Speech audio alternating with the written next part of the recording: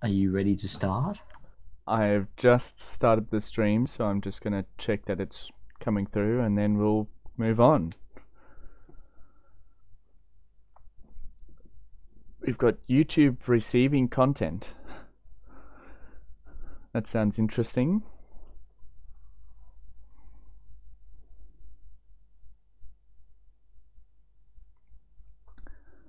The internet can totally see you now. And Twitch is starting to get something, I think. I'll let the ad play through first, just to check that it is going. It reckons I've got excellent stream Well, that's a hi-fi. first.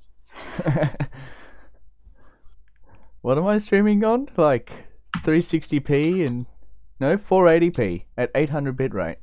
I'm doing lower. Wow. Okay.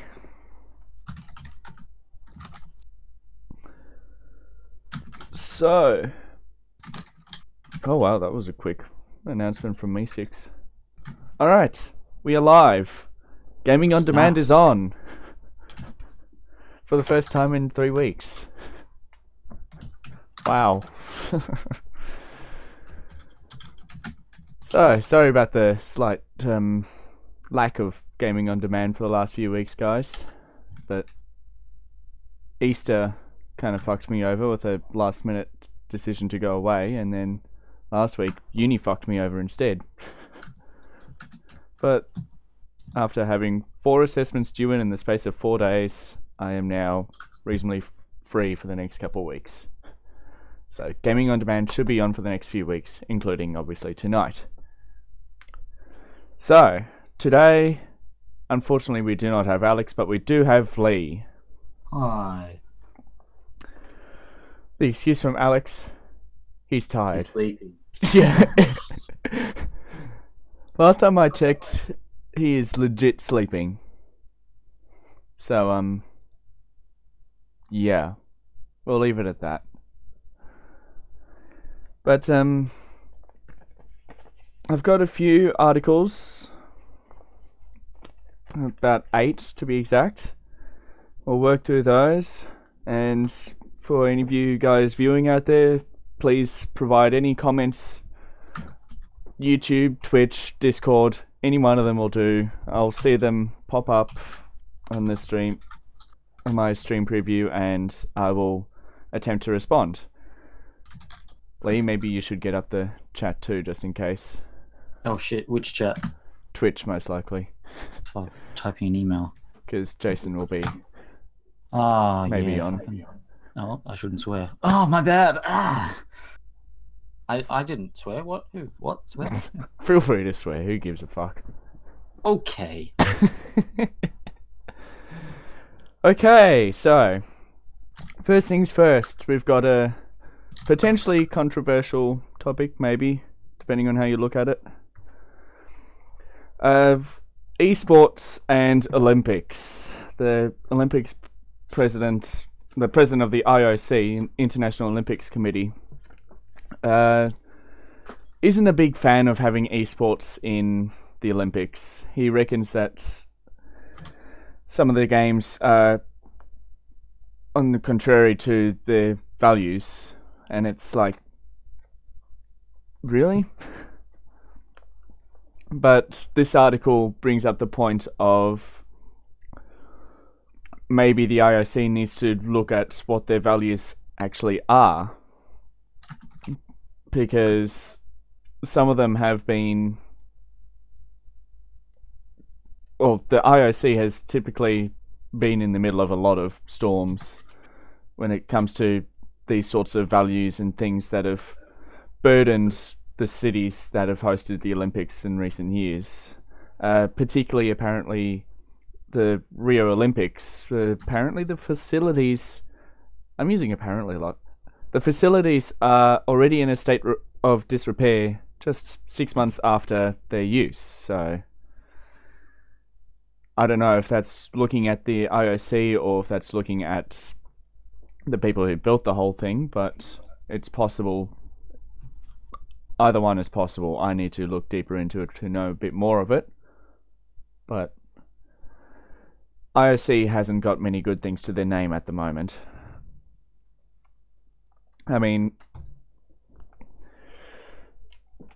I'm not deep into the esports scene. I don't get a lot of it. I haven't watched any esports for that matter. I just play games for the sake of playing games. Yeah, I might try and be a completionist in some, and others I'll take seriously, but like not too seriously in others. I just play because I can. But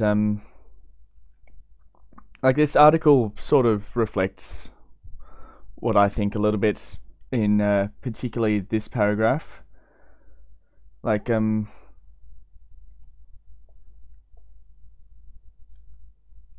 it's not your typical sort of sport when you think about it. Like esports is so different to all the Olympic sports that you have out there, and like I think it'll be a shock to the system to have esports in the Olympics, but at the same time, with the growing popularity of it and the fact that it is so popular with youths, I think it's gonna have to be there eventually. Yeah. Yo, Sorry to interrupt. Oh my God, Alex is here. it's a miracle. He has risen from the dead. I have, yeah. I've slept for a good 8 and a bit hours, so it's fine. So how are you gonna go to sleep tonight? I don't. Oh, that's So not good. you're becoming nocturnal then? Yeah, that's Actually, not good. I have already. Oh, That's not good. okay. Yeah. Have fun with that come exam period.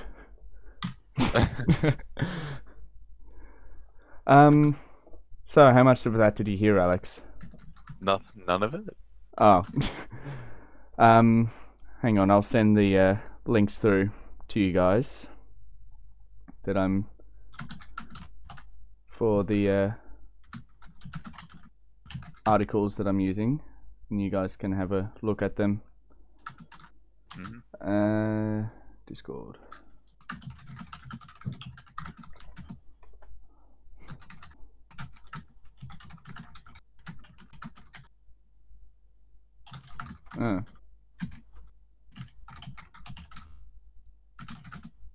Oh, whoops, I didn't even copy that thing over.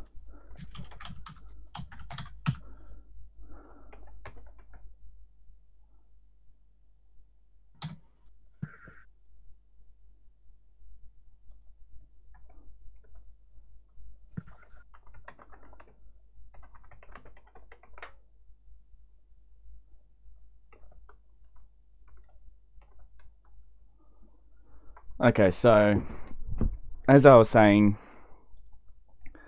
I think esports in the Olympics is just something that's gonna have to happen at some point. Like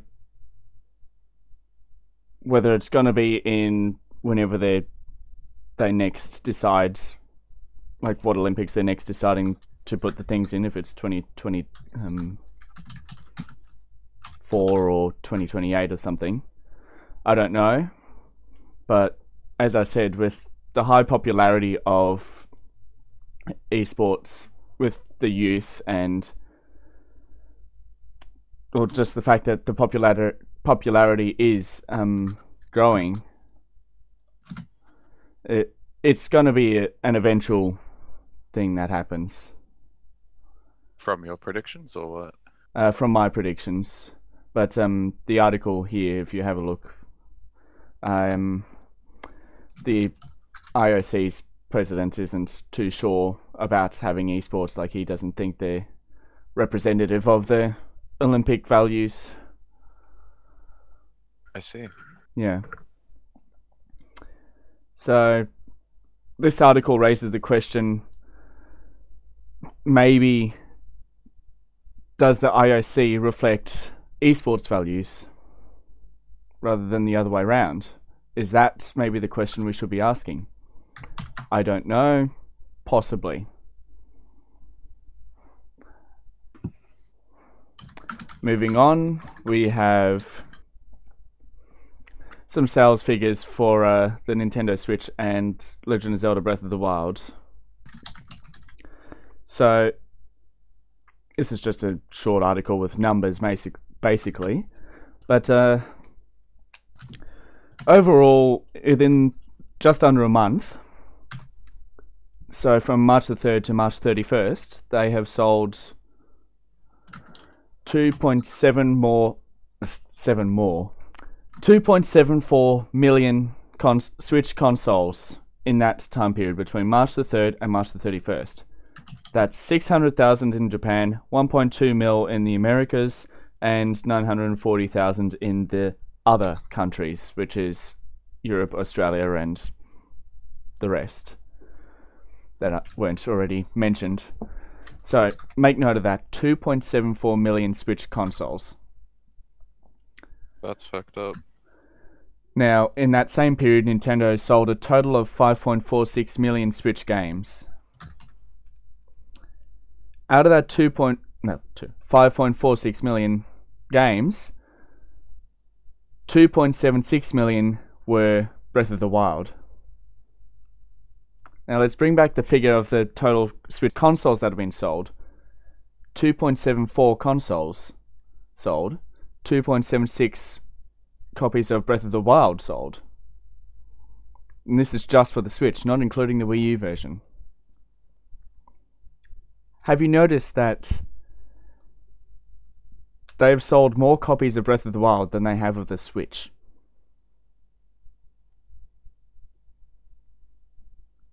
$20,000 Is to this be based exact. on like the Switch version or Just the Switch does it version. include? Oh wow. Yeah, total What the including the Wii U is 3.84 million. So yeah, they've sold more copies of Breath of the Wild just for the Switch version than they have sold Switches.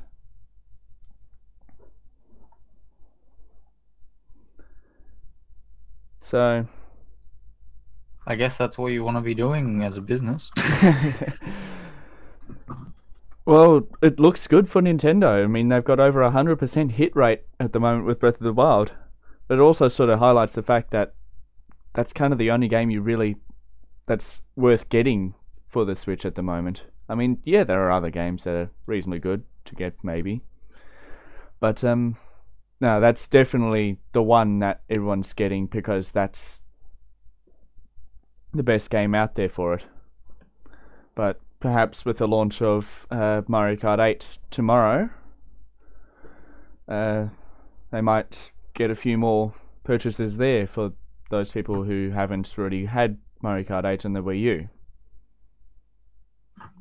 I mean, I'm getting Mario Kart 8. That should come next week, I think. I ordered it already.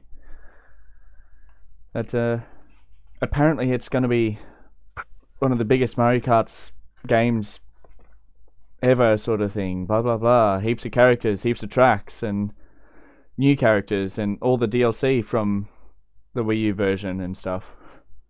So it should be right. Should be pretty good. But it's just a matter of time to see if that comes up with the kind of numbers that Breath of the Wild's seen. Speaking of Breath of the Wild, well, this is not specific to Breath of the Wild, but the producer has hinted about the future of Breath of the Wild with a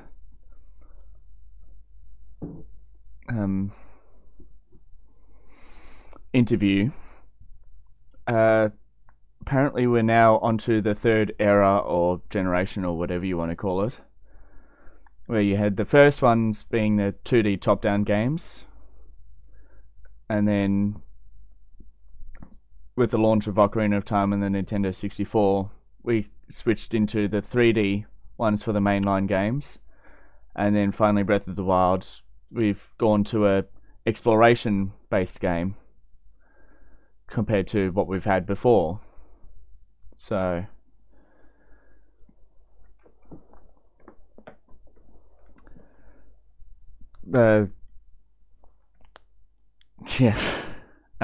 so the producer of Breath of the Wild has suggested that this is going to be the future of Zelda, at least for the next few games, however long it may be. whatever, and it makes sense. As the article says, given the many, many accolades heaped upon the latest Zelda game, it's no real surprise to learn that Nintendo believes it to be a winning formula. And it's true. For something that's worked as well as it has, you may as well keep going with it until it eventually dies. And then hopefully Nintendo doesn't fall into the old trap of flogging a dead horse, as they say, where they're trying to make something out of something that's long since been dead. You guys have any thoughts about this new generation of Zelda and stuff? I don't have much thoughts on it, but I definitely want to buy the game. Yeah. Keeping with the Zelda theme, next article talks about a Nintendo fan who's made his own Zelda maker. If we rewind back to 2015, Nintendo was asked about this after the release of the Super Mario Maker. Ooh. But they said it might be a challenge to make and might be quite a difficult task. And a game creator named Jonathan Sink has said, I thought if Nintendo thinks it's too difficult, then I'll prove to them that it's not, and I'll make it happen. And apparently he did, until Nintendo found out about it and hit him with a DMCA. Unfortunately, I don't actually know what it is, but I know enough to know that it's pretty bad. Some sort of legal bullshit. And it makes sense considering he made the thing with all assets, all Nintendo assets. So he completely reworked the game, new art, new music, everything. Named it Legend Maker, and it takes a lot from the Zelda and Super Mario Maker, Zelda games and Super Mario Maker, but it's different enough for Nintendo to not have a case against them. That's interesting. And a quote from Sync: I've improved a lot of what Mario Maker tried to do by putting UI objects into categories like foliage, enemies, buildings, and NPCs. Ooh, nice. I'll be giving the creator more control than what Mario Maker gave, like changing music, changing weather, creating special events, adding NPCs with dialogue, and in brackets, so not explicitly said, modding. And so Legend Maker is packed in with Sync's original game called, I don't know how to pronounce that, Runia or Runia, don't know. It's spelled Runia. You guys can search that up and find out more details about that, and Legend Maker is supposed to be packed in with that. And there is apparently a fan-made Zelda mod for Legend Maker to actually make it like Zelda themed, because fan-made mods sort of thing are very much a legal loophole, apparently. It's crazy how that works. There are games out there that can't get official licenses, so they put fake names and stuff in for their games, and then have a community-driven thing where other players can make their real characters look like the real people and real stats and stuff, and that's perfectly fine. Go figure. But yes, that was a bit of a digression. So we'll see just how popular this might be. It might be enough to hint to Nintendo that maybe they should try it. I don't know. I would like to see Nintendo try a Zelda Maker. It's like I've always been a big fan of Zelda, and it'd be nice to be able to make your own sort of open world. Well, sort of open world. It'd probably be more likely a 2D top-down based sort of thing, but I'd like to see it happen.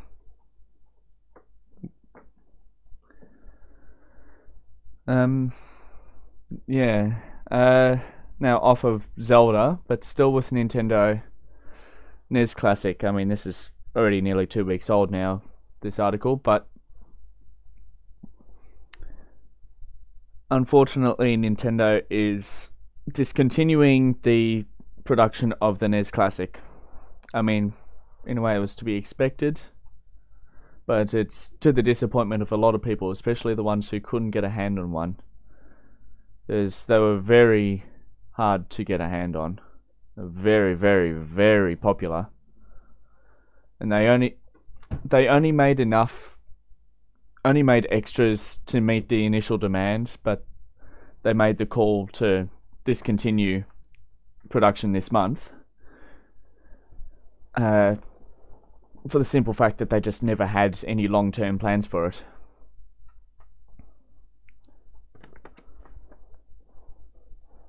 And yeah, so if you're lucky, you might still be able to get one before they're fully sold out, but I expect that it's all sold out now. And a bit of a segue, this is apparently not confirmed, or not apparently, it isn't confirmed yet. This is a week ago now. Guy named Tom Phillips from Eurogamer wrote a report suggesting that Nintendo will follow the NES Classic with a SNES Mini. And that might happen. Apparently he's reported leaks successfully with similar sources about the Switch before details sort of came out. So it's likely he might be right about this too. We don't know just yet, but apparently the development of the device is underway and plans to launch it just in time for the holidays, so we're talking December probably.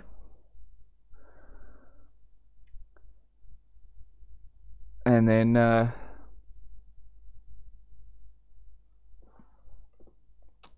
he also suggested that this is also the reason why Nintendo is discontinuing the NES Mini, because they want to focus on the SNES Mini. And yeah, if you're looking for a NES Mini, now's not the time really, unless you're prepared to pay a lot of money for it. Like here in this article, they say that they saw prices as high as $300 on eBay. Jeez. For the NES Mini. That's US. So we're talking 400 plus Australian. That's crazy. Yeah. It's ridiculous.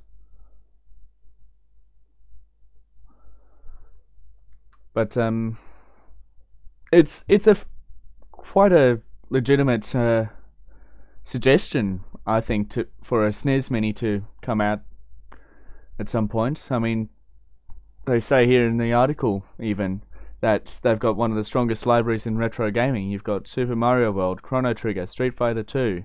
Chrono Trigger, fuck yeah. Zelda Link to the Past, Donkey Kong Country, as well as a shit ton of others. And it's viable. That's a fucking good game right there. Oh, nice alarm. Nice. Yeah. It's definitely a viable concept. I mean, I'm still very unlikely to get that as well, but I'd like to see it happen just to please the community until they have more what's gonna call it? I can't think of the word. What's the word I'm thinking of, Alex? Or Lee? Oh, fuck you, Lee. What? Lee's gone. Oh, wow. Oh, yeah, you're right. I have streamer mode on as well, so I can't tell if he leaves or not.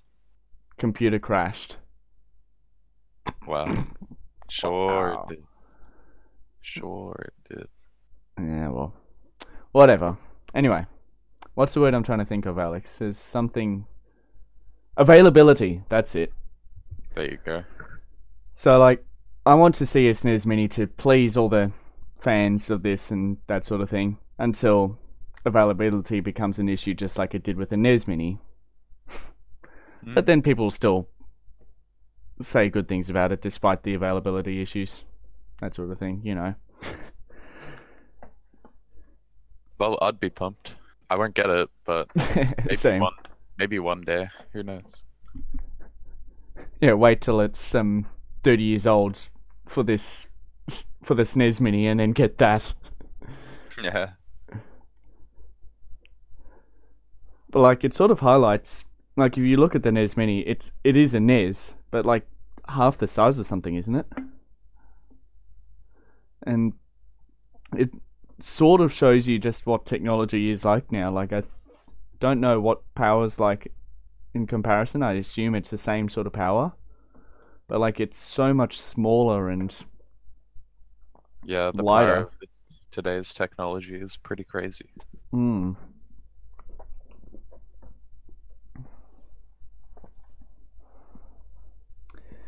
Okay, next up. This is likely to bring up a bit of hype amongst a lot of people, potentially. COD World War II. There's a new trailer and things revealed, I should say, about the new Call of Duty game. It's coming out later this year.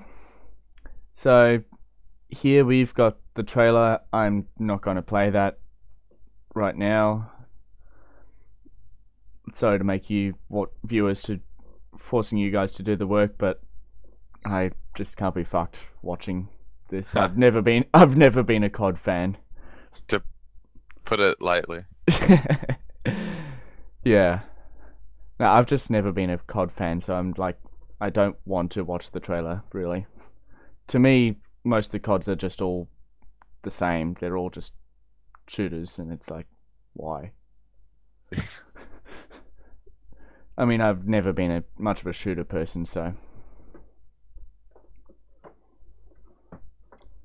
Speaking of which, it's got nothing to do with shooters, but I need to download Witcher. I've got it redeemed and everything, but I need to download it. Is that still going? Or did I miss it? I think you've missed it. No. Just in case you guys don't know what exactly we're talking about, the original Witcher was released. Oh, not released, but GOG, Good Old Games as they used to be called, were giving away free copies of The Witcher, the original Witcher, in conjunction. I don't know what word I'm trying to look for here. I'm too tired to think of it. But they're partnered up with some other company whose name I can't remember. I think it's like Ars. Oh, ear rape. I love videos that are loud as shit. Ars Technica, I think they are. And they've announced a partnership together, GOG and Ars Technica, and they've, for 2 days, 48 hours, they were giving away the original Witcher for free. You just put in your email, did the capture, and they sent you an email with the code and the link to redeem it. And then you made an account on GOG, and it'll be redeemed to that account, and you can download it for free and play it for free. And I think this is like the enhanced edition and everything, so pretty sick.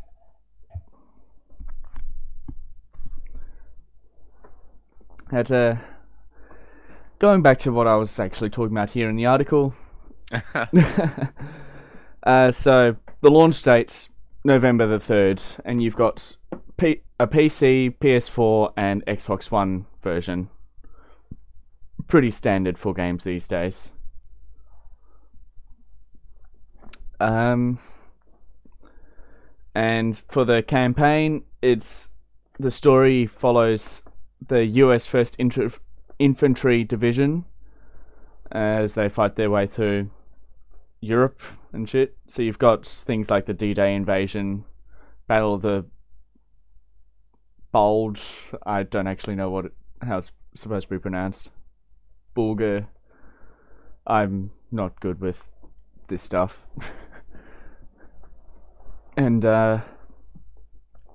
you primarily play as a young private named Red Daniels, but apparently there's also a mission where you're playing as a woman in the French Resistance.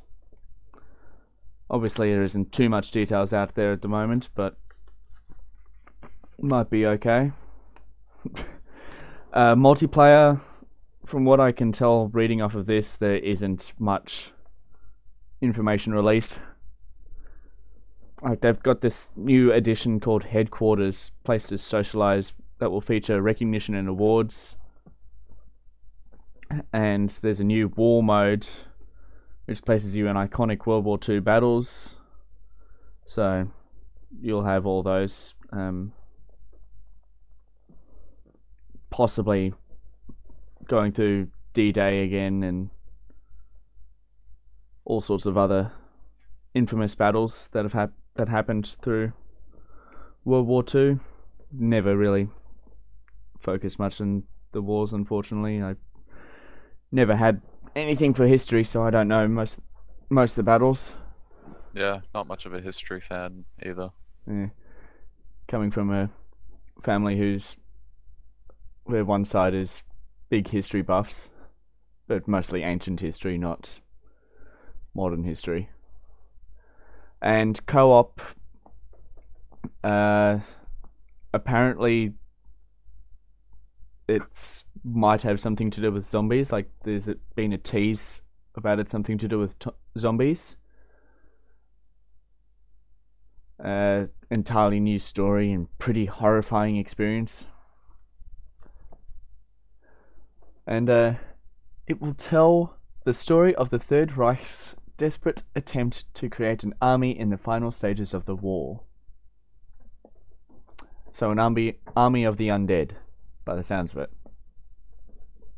That sounds fun.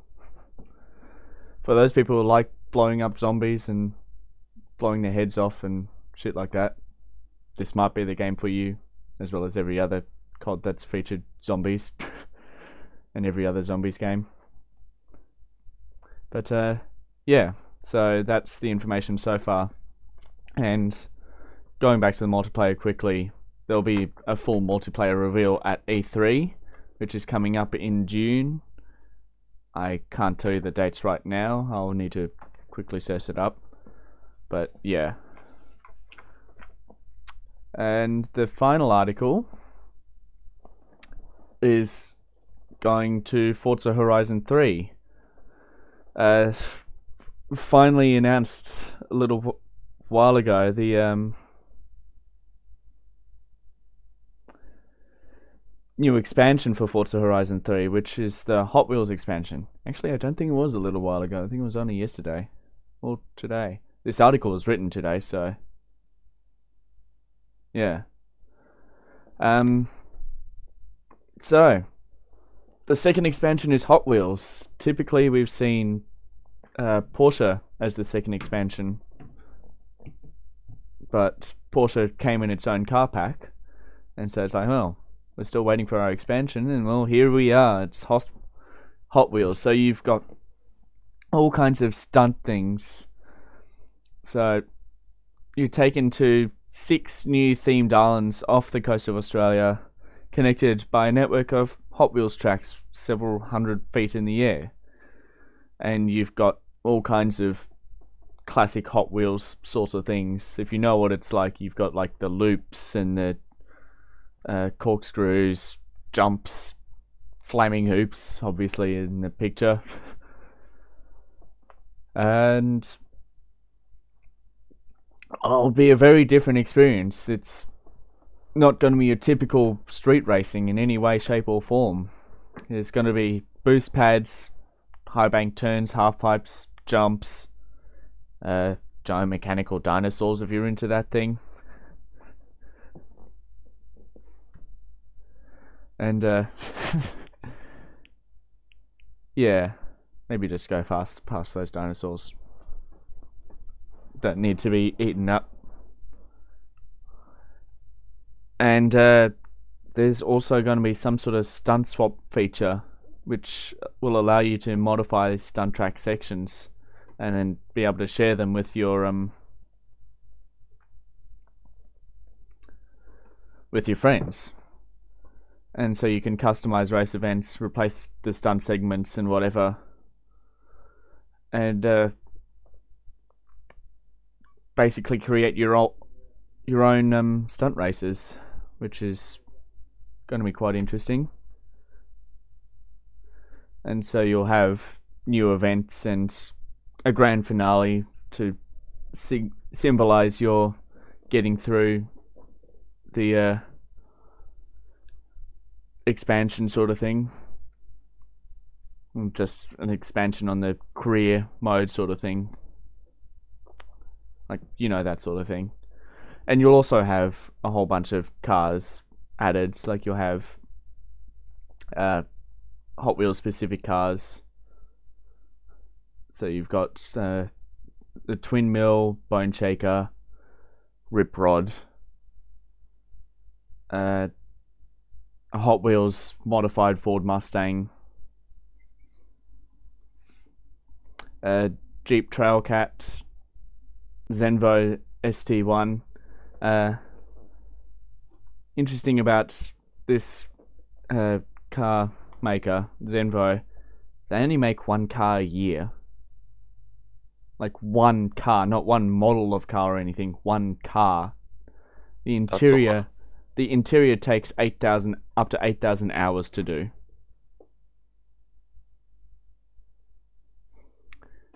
And it costs more than $1.5 million to add to that, so yeah. You've also got Toyota Hilux, a modified Toyota Hilux. It was featured in Top Gear back in 2007. And then you've got some more typical cars. Pagani Zonda R.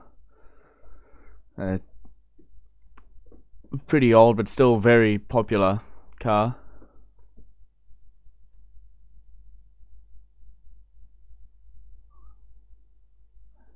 It's funny. It's not properly sanctioned for any particular racing series, and it's not road legal because it's fucking noisy AF.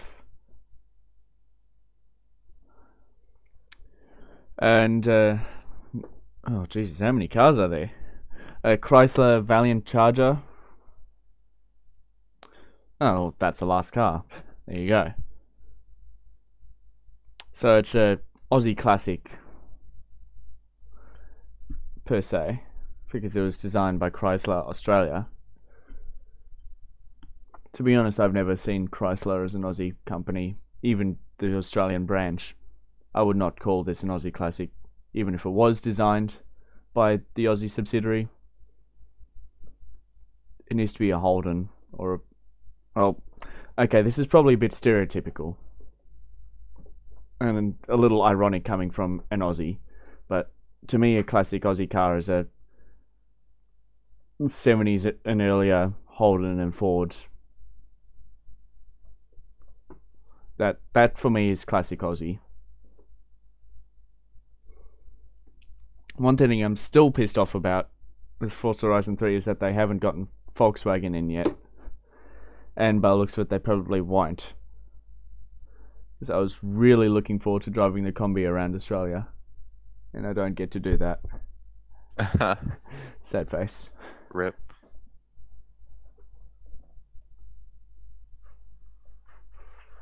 But a lot of these cars, actually, the earlier ones that I mentioned, some of them were featured in Forza Motorsport 6 already, because there was a Hot Wheels car pack in that. I think that was the last car pack for Forza Motorsport 6, that you had a Hot Wheels car pack. I raised a few eyebrows then, and seeing here, I think the Hot Wheels is more suited to the open world of Forza Horizon, because then you can have these sorts of stunt tracks and stuff.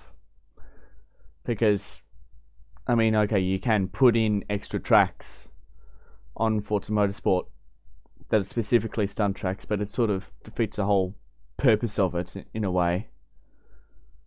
Like, Forza Motorsport is the racing simulator sort of thing. So I don't personally think they should have the Hot Wheels in Forza Motorsport. I think it should just be an exclusive Horizon thing. As much as the cars are like pretty cool to have and that sort of thing, the whole Hot Wheels theme is better on the open world where you can have the stunt tracks and all that. That, to me, that's best representing what Hot Wheels stands for. But yeah, so this expansion arrives in Forza Horizon 3 on May the 9th, so that's in 1.5 weeks, I believe. Yes, 1.5 weeks, or just under 1.5 weeks. Just over, if I can do my maths.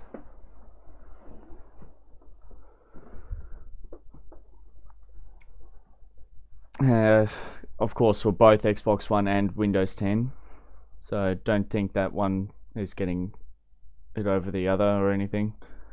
I think Microsoft's been pretty good with that, at least with Forza, bringing things out in both at the same time. And it'll be $20 US to purchase the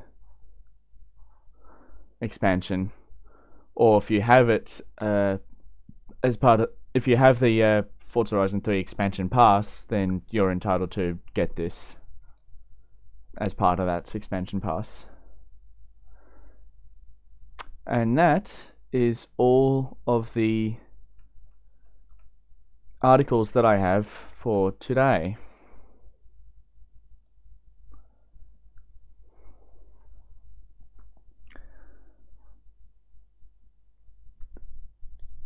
So, how are we doing, Alex?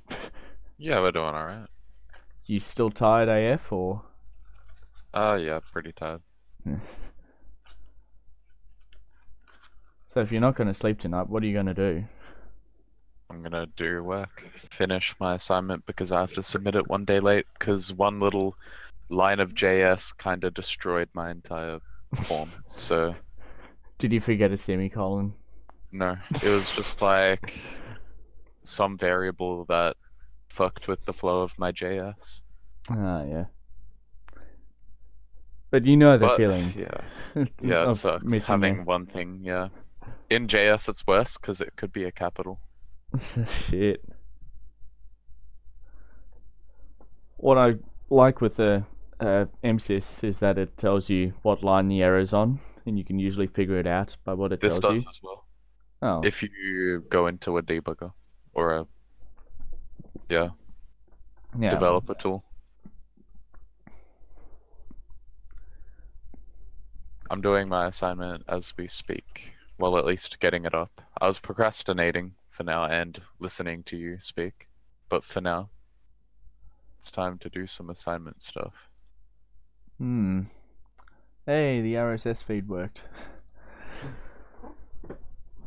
Okay, I don't have to worry about trying out different bots. I've got the one that will work. Very nice. So I'll point this out now, guys. I've got a Discord server. That's what I'm talking with Alex and Lee on at the moment. Well, not Lee, but you know what I mean. I've got a Discord server. I've got the link in the top right hand corner of the stream. You might be able to read that. I don't know. I've not actually looked. Probably not, actually. Maybe. No, yeah, you can read it. That's easily readable. So type in that address into your web browser and it'll ask you if you want to join the Dungeontron YT Discord server. Click yes and let's build a community. Woo. amongst the 5,100,000 that are already out there.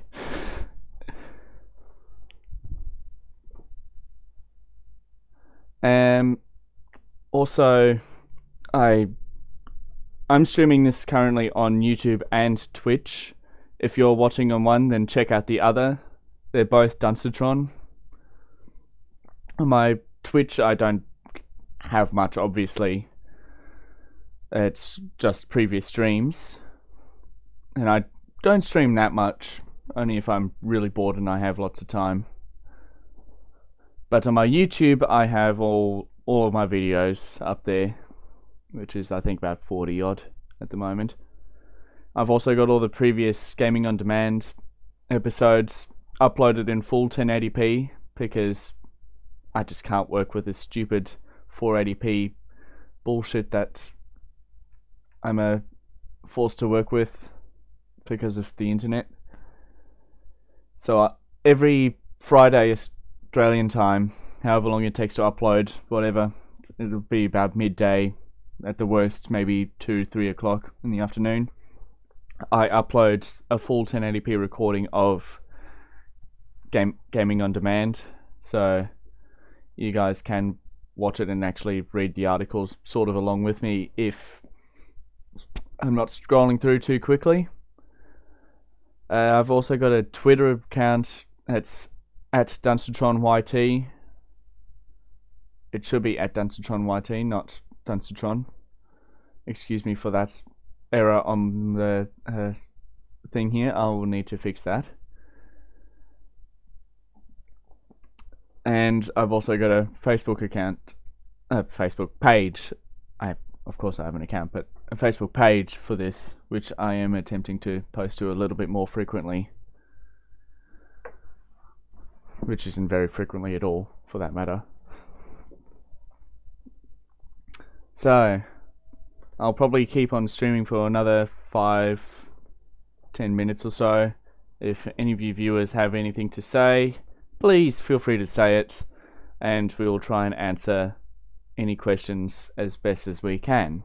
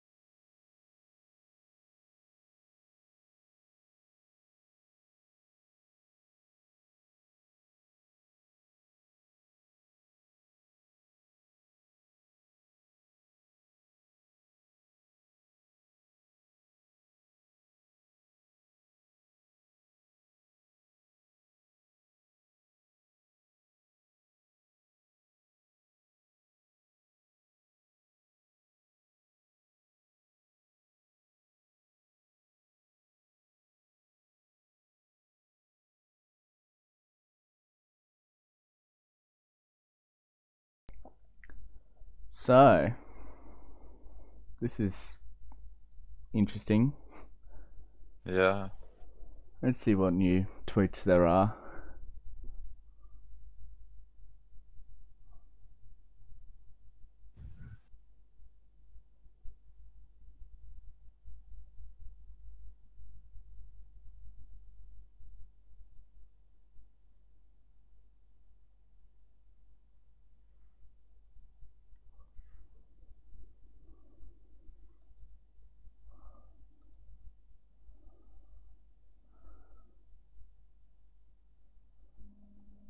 Oh, hello. Is this potentially...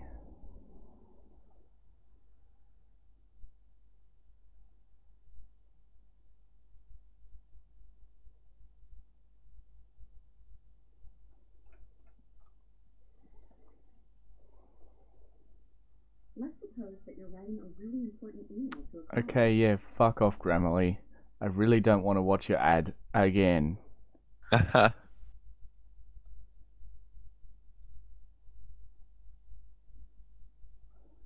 Alright.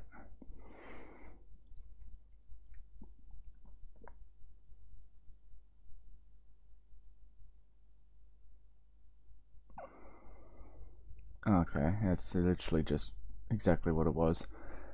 I was looking through my Twitter the Gaming on Demand Twitter just then, and I thought there was a thing with more details on an article that I just did, but it's literally just exactly what I just said. So, never mind about that. Never mind indeed. No breaking news at the moment.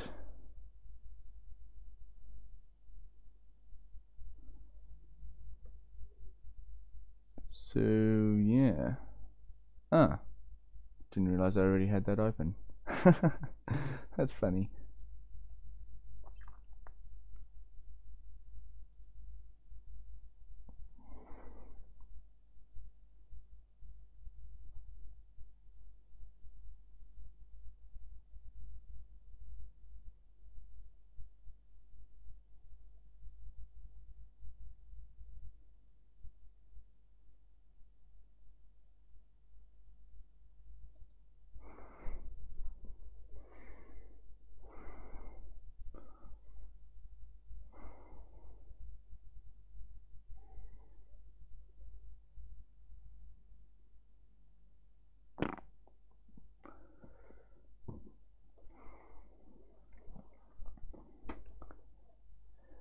You know what? I think now's a good time to finish the stream.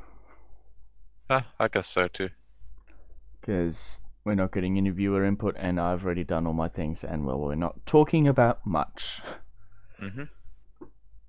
Anyway, guys, just to finish off, I hope you guys enjoyed this episode of Gaming on Demand.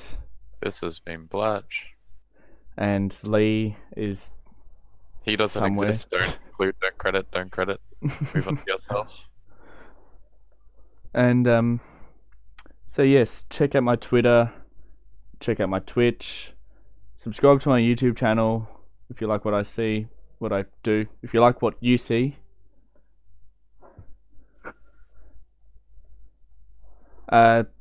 leave any comments and suggestions down below in the comments on YouTube when I do actually upload the recording of this video, preferably. And check out my Twitter, check out my Facebook. I don't know if I mentioned those, but yep, that is it for today, guys. I will see you guys next week for episode 5 of Gaming on Demand. Dungeon John out.